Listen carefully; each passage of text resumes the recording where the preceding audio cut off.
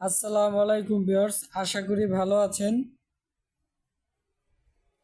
আপনাদের দোয়ার বরকতে আমিও আলহামদুলিল্লাহ ভালো আছি। আজকে আপনাদের যে বিষয়টি নিয়ে দেখাচ্ছি, আজকে দেখব আমরা একটি ফোনে সাধারণত তিনটি উপাদান হলে একটি ফোন অপারেট করা যায়, যা ব্যক্তিগত কাজে পরিপূর্ণ সাপোর্ট করে। এখন এই তিনটি উপাদান হচ্ছে ভি, এ, এফ, ফ্রিকোয়েন্সি, অ্যাম্পিয়ার, ভোল্টেজ। ভিতে ভোল্টেজ, এতে অ্যাম্পিয়ার, এফতে ফ্রিকোয়েন্সি। খুবই চমৎকার একটি বিষয়। আমরা যখন একটি ফোনকে চালাবো, ধরি এটি একটি সরল রেখা ডিসি, প্লাস মাইনাস।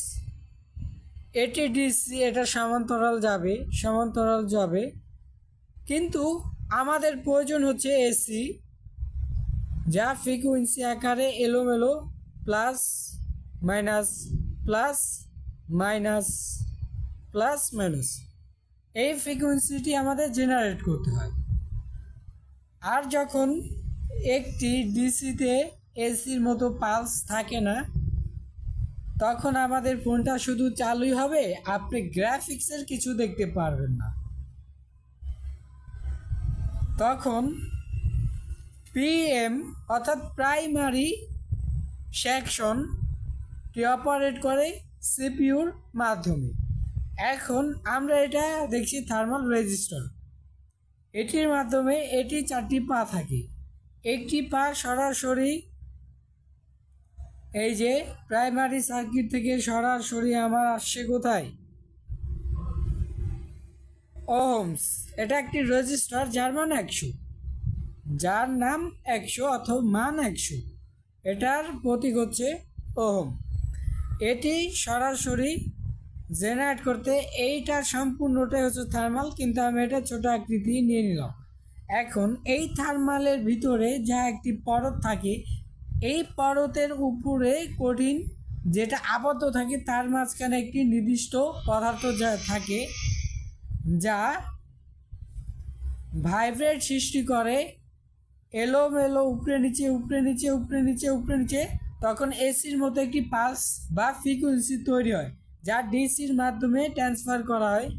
এটির মাধ্যমে ধরেন একটি ফ্যানের তিনটি পাখার মধ্যে আপনি যখন একটি পাখা ভেঙে দিবেন, তখন অপর দুইটি পাখা যখন একই প্রান্তে এসে ঘুরবে, তখন ওখানে একটি ফোর্স তৈরি হবে, যার ফলে ফ্যানটি খুব কাঁপাকাঁপি করবে। অর্থাৎ আমরা সর্বদাই দেখি একটি যে কোনো ফোনে একটি মোটর ভাইব্রেট যখন করে, একটি মোটরের ছোট্ট মোটর, ওটার পিনিয়নটি এক সাইডটি ভাঙা থাকে, তখনই আপনার এই ফোনটি ভাইব্রেট করে। তখন ভাইব্রেট করে হচ্ছে থার্মাল। এটা মূলত হচ্ছে ক্রিস্টাল রেজিস্টর। এখানে একটি থার্মাল বিষয় থাকে, যা তাপমাত্রার উপর রেজিস্টিভিটি কম বা বেশি হয়ে থাকে। তখন এই মোটরটি কাঁপাকাঁপি করে, অর্থাৎ ভাইব্রেট করে।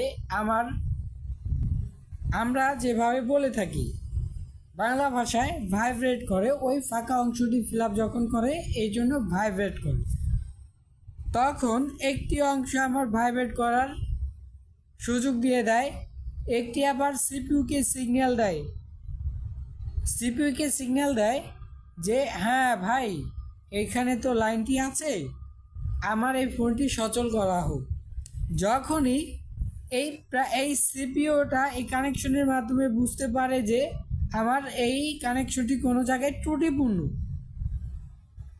তখন আমার এই ফোনটি কি এই সিপিইউ অনুমতি দিবে না যেটা সচল আছে।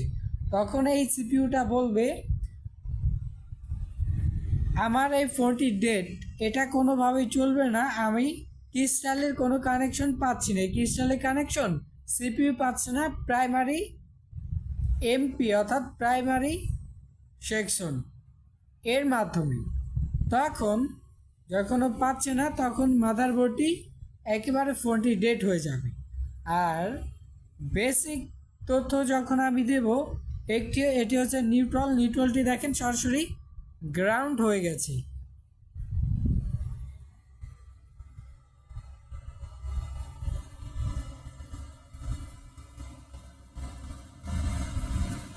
সরাসরি গ্রাউন্ড হয়ে গেছে। এল সরাসরি রেজিস্টার মাধ্যমে এসে যখন আমরা রেজিস্টারের মান দেখতে পাচ্ছি 1.8 অর্থাৎ এটা 100 কিলো ওহম, তাহলে ধরা যাক এটি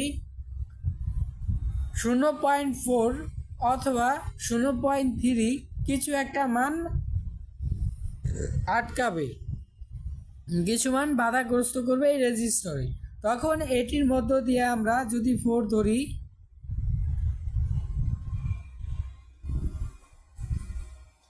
1.4 ধরি, তাহলে এই ক্রিস্টালটি কার্যক্রম চালাবে।